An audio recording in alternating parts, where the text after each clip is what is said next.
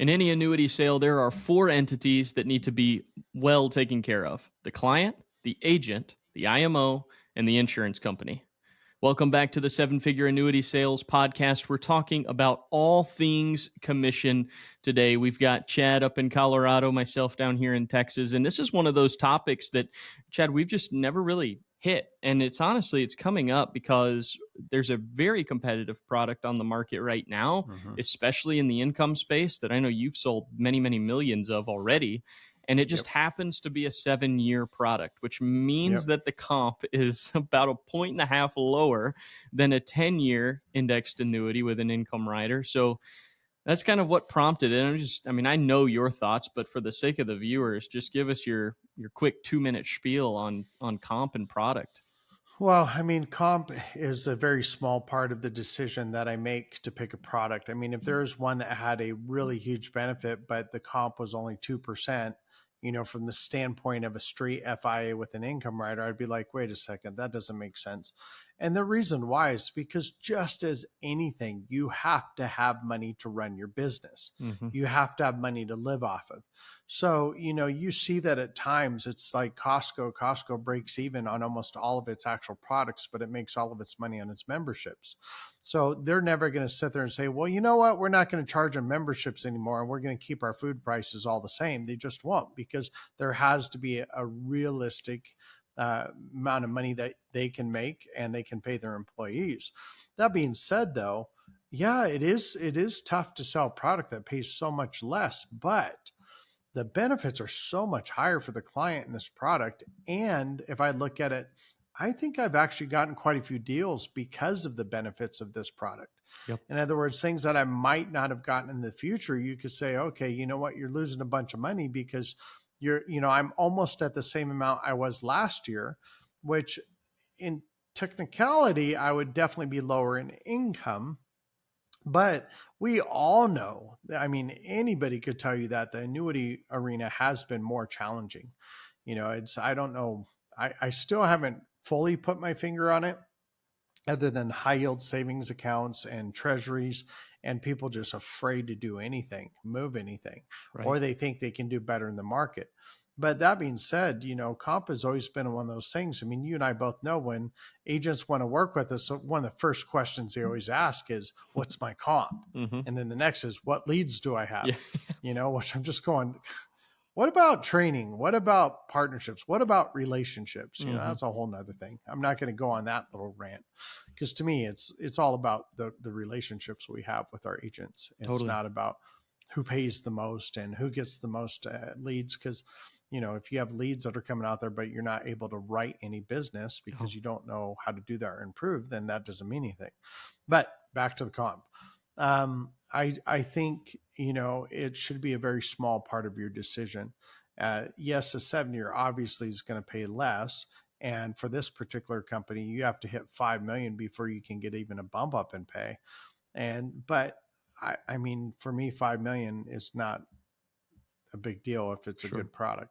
Now, if I got to 4,500,000 and they changed the product, well, I guess I'm not getting that bump up. That's just it's got to be what's best for the client. And that's how I always am. I've been that since day one. Yeah, well, and the way I introed this whole episode, talking about there's four entities that need to be taken care of. Obviously, the product and the policy details is what takes care of and provides for the client. But then when you look at the comp for an agent and an IMO, those are two entities that are necessary to the client being able to obtain the policy. Both of those entities need to stay in business. And then you do want your insurance company to be profitable. If you're a client, you don't want your insurance company not to be making money. So no, that would be the dumbest thing ever. I want the best product out there, but then I don't care if my insurance company's around. Well, your insurance product is now gone. Right. So no, you've got to make sure they do well. Right. So there are four pieces. They all need to be taken care of. And I think for agents, because that's the primary, audience that we have with this podcast, the question becomes, does the comp for this sale, does it support my ability to stay in the industry? And is it best for the client, right? Obviously, is it best for the client? Number one, that takes all. But I think there could be an instance where a product If you could have a product that is so gargantuously better than everything else that it Mm-hmm. could get all of your business. Yeah. And then the question becomes, if this product were to get all of my business, could I stay in business, right? If there was a Mm-hmm. product that was designed that was paying agents 1%, 2% for the premiums, and Yeah. they took all of that extra that they would be paying in comp and reinvested it back into the product, they could create a product that just dominated everything. Yeah, but that's not realistic in general, though, because that'd be like telling a restaurant you need to do all your goods at cost. You need to sell them to Sure. clients at cost. That restaurant, I mean, we already know 90% of restaurants fail in the first 5 years anyway, Yeah. but nobody's going to do that. Right. Nobody's going to sit there and break even. It's I agree. stupidity. Right. And anybody, and the beauty I love is my clients are almost always like, hey, you know what? We want the insurance company to make money. We want you to make money. We don't want you working for free. So it is something that is important to discuss and talk about. It's just, I think it's important to just make the statement.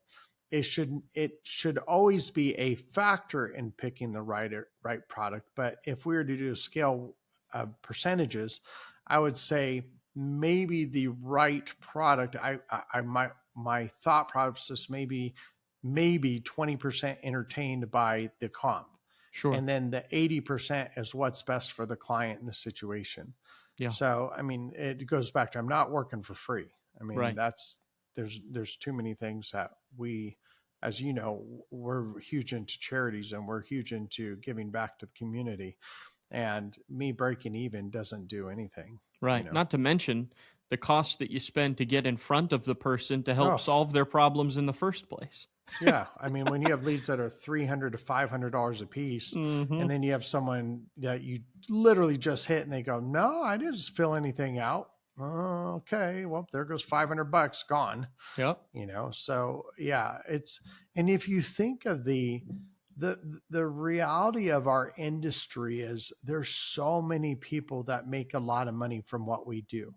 We have our FMOs, marketers, we have, all the people that supports, all the back office, all the admin. You have all the insurance companies, all the admin. You have the agents, all the admin. You have, there's so many. And then if you even think about that, all the admin and all the agents and all the managers and executives, we go out and buy stuff. So I think about the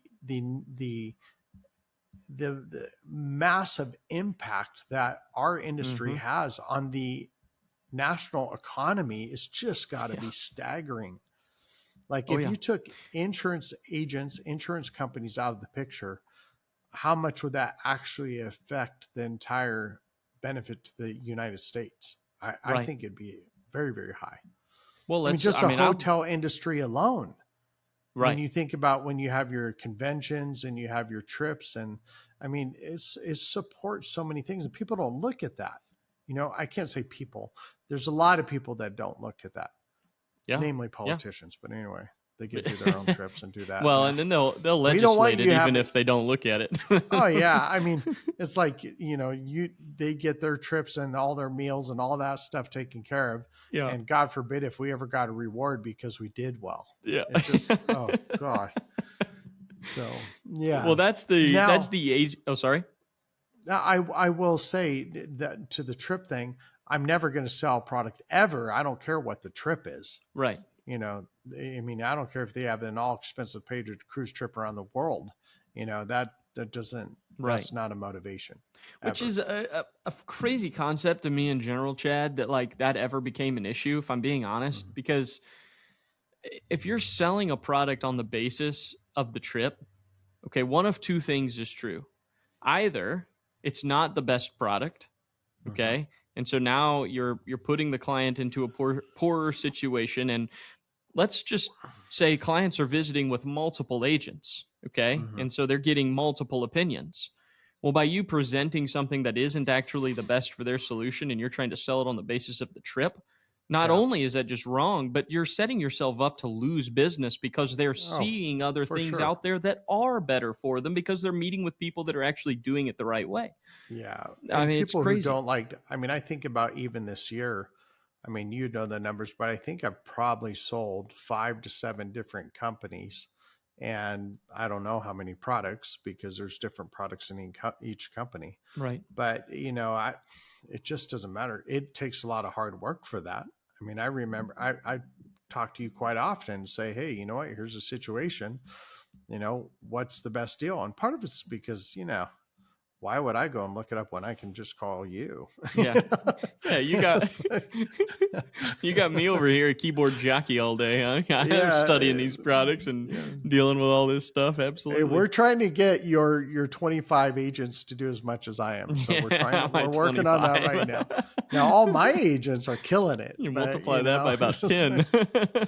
yeah, that's Uh, true. Oh my oh, gosh, man. we got so many agents now, It's wild. which is awesome. Yeah, It's I wild. love it. I love seeing where we've come from and where we are now. Yeah. And man, if you would ask me 3 years ago if I wanted to be an FMO, I would have said, you're out of your mind. Yeah. No, I mean, I just let me write business. But we had so many just saying, hey, you know what? We want honest, ethical people. We want someone who's in the field running appointments. We want people who experiences just like this. Yeah.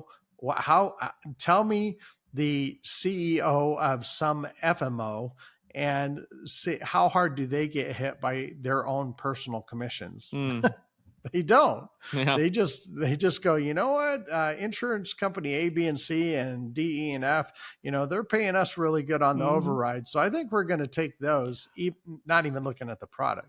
And like I said, there's some great ones out there. There are great ones. There are Yeah. great ones, and I've heard horror stories. And Yeah. truth be told, that honestly kind of brings me to this next point. We're talking about comp. There's another piece to it, and it's the IMOs that try to compete for agents on the basis of comp. So they'll recruit agents on the basis of, hey, we'll give you, XYZ over street, we'll give you XYZ of the override or whatever. And it's not to say that there aren't certain production thresholds that warrant that. Don't hear me and say that, if you're a 10, 15, $20 million producer, that it's not worth over street. It is, but the place that it comes to an issue where it creates a legitimate cost to the agent is when they're giving everybody over street, and their lack of margin creates a lack of support and a lack of tools, a lack of resources that actually helps you write more business. So if you're an agent, if you're an agent making street, I'm sorry. Go ahead.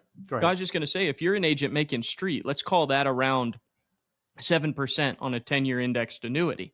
If you're an agent making street and your IMO can come and give you an extra 50 basis points or a point, great. Now you're 7.5 or 8 on average, let's call it.